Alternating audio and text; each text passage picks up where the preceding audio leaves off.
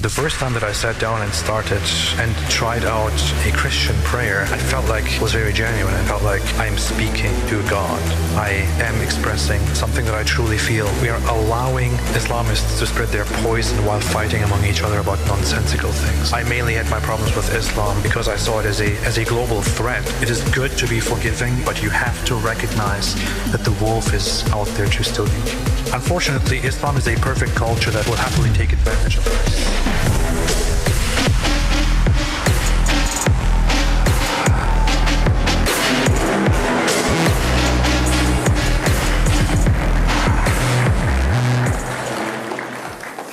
Wow.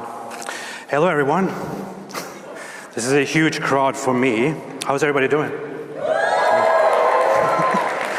I personally have no idea why Charlie put me on here because I don't speak English very well. I'm an immigrant. I've just learned to speak English. And the biggest crowd that I spoke to was like 200 people, and now we have thousands of people here.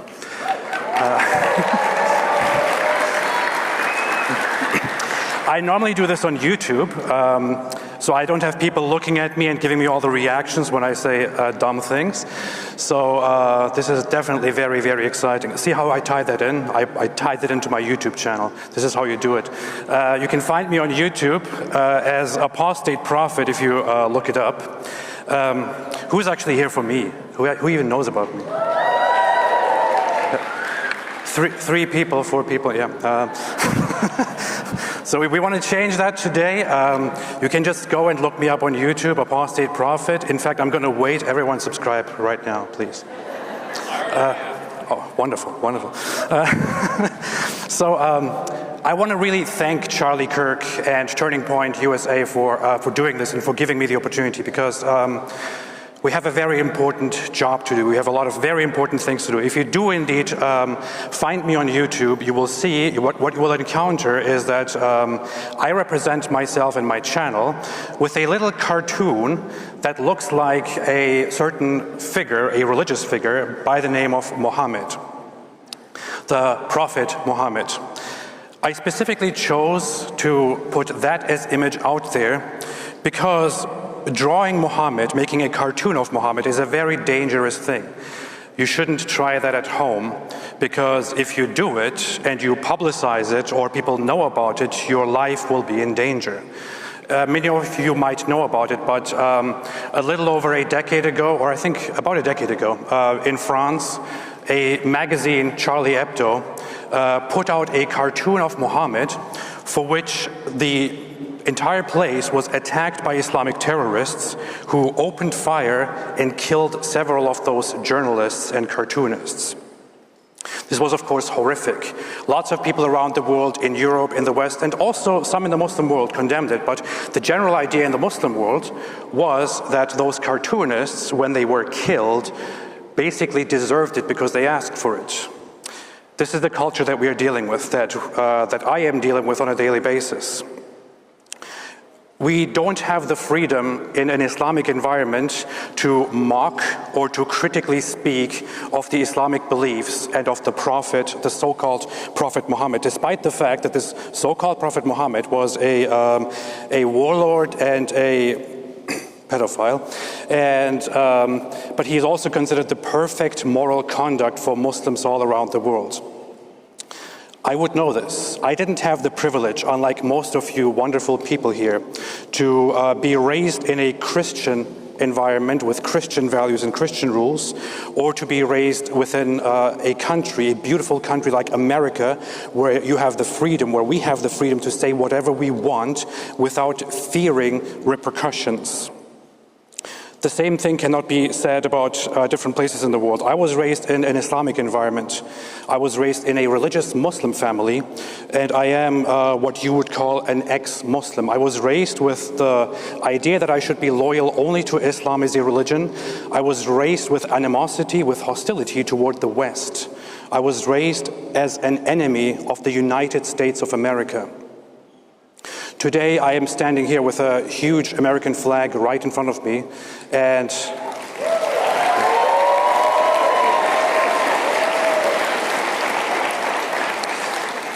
I proudly and happily call myself an American.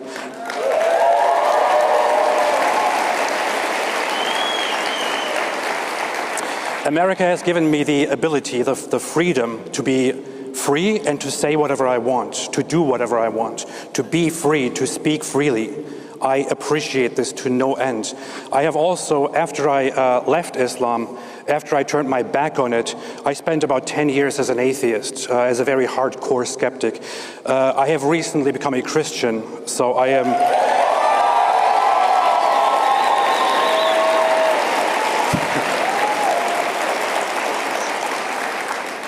So I can finally share the beauty of Christian values and Christian beliefs, which I didn't know, which were taught to me in a very limited way, but which were also demonized by my own culture and by my own religion.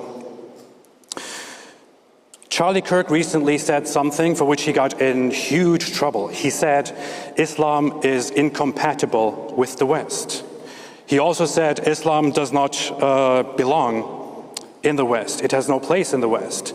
But unfortunately, it is rapidly growing in the West and having a lot of influence. I can tell you, as an ex-Muslim, as somebody who has left Islam, who has it behind himself, and who is now in your culture, in this free culture, I can tell you that the Quran, the Islamic fundamental text, equivalent to the Bible in Christianity, has certain ideas and doctrines, such as it tells Muslims directly, do not befriend the Jews and the Christians. Whoever befriends them is one of them, because they, the Jews and the Christians, are allies of one another, and they are basically, hostile enemies of Allah and Islam. It further says in chapter 98, verse 6, it says that the Jews and Christians and all the other disbelievers are the worst creatures. I'm not joking. It's right there in the Quran. This is what it says, that Christians and Jews and disbelievers are the worst of creatures. It further also, Muhammad himself, the prophet, very clearly says that people like me who leave their religion and say it, deserve to be executed. And these are not just old ideas that are long gone. These are still ideas held by the majority of Muslim scholars and apologists and educators and Muslims around the world.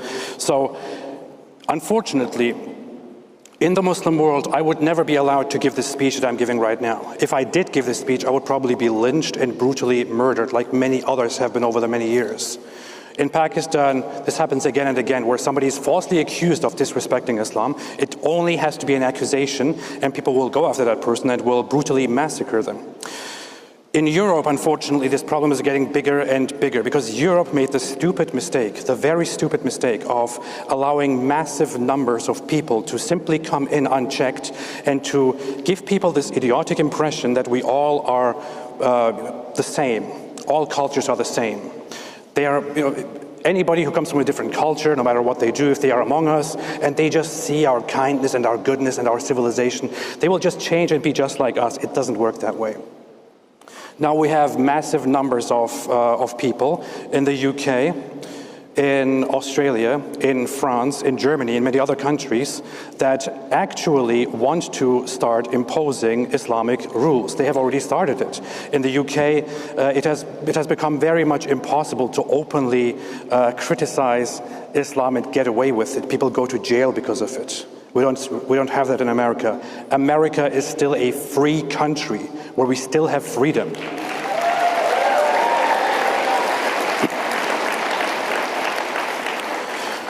But the issue is, it wasn't always like this in Europe. Just several decades ago, the state that Europe is in right now was considered unthinkable. The same thing can happen very quickly if you do not watch out. In America, it can become similar quite quickly. We have, for example, a rising candidate for mayor in New York City, Zohran Mamdani. What do you guys think about him? Zohran Mamdani has said things such as that the end goal is to seize the means of production, which is an explicitly Marxist communist slogan and idea. He has condemned a statue of Columbus and said that we should take it down. He has called for defunding the police. He has been seen wearing terrorist rags and aligning with Hamas propaganda, for example. Hamas, by the way, right now is a very heated topic, but is the very same organization that openly praised Osama bin Laden, who explicitly took responsibility for 9/11. This is the organization, and we have their allies here in the United States, unchecked. Meanwhile, we have another state in the Middle East that some people, and I don't want to say any names today, that some people have an obsession with and that they likely would rather attack: Israel. Israel is often targeted by the very same people who will stand up and defend certain countries, like the Islamic regime of Iran, which very explicitly has it in their policies and every day says, death to America, death to Israel. The Islamic regime of Iran explicitly and officially calls America the great Satan and Israel the small Satan. On July 4th, on our day, on the day of America, a clergyman in the Islamic regime of Iran openly and publicly declared that Donald Trump and Benjamin Netanyahu are two people who should be executed. These are his words, executed. I want to hereby, in solidarity, send all respect and greetings to those people of Iran who are not on the side of the Islamic regime and who are fighting for their freedoms.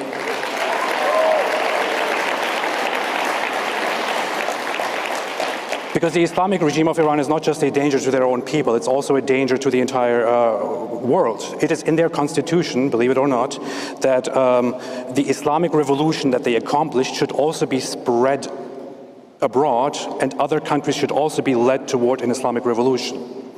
And we have many Muslim scholars and apologists, and you will see that if you engage with my content, who very proudly and happily say that. So what is the solution? As an ex-Muslim, I think there are some things that we should not be afraid to address. There are certain things to do, such as learn about Islam, learn that it's not simply a religion, it's a political system. And yeah, not all Muslims are bad, whatever, I don't care. But the religion itself is pretty bad. If a person does not explicitly identify with political Islam and an attempt to overthrow the government, he is still part of a religious system that is pretty bad. So learn what Islam is, or amplify those who know about it, like me, shamelessly plugging myself here again. Another thing to do, the Muslim Brotherhood should be designated as a terrorist organization.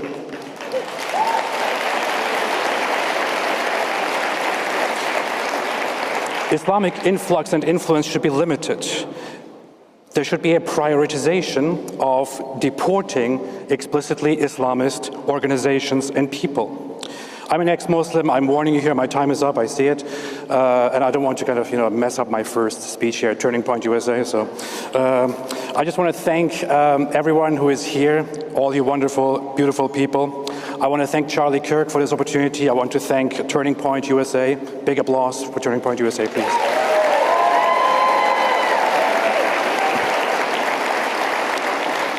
I want to thank all other ex-Muslims struggling out there. My friend David Wood, whom people should also follow and know, he's fantastic. All who give their lives. Recently, Salwan Momika, an activist in Sweden, was brutally murdered for daring to burn up the Quran in a protest. So I want to remember him. I want to thank you all. I want to thank God. And God bless you all, and God bless America.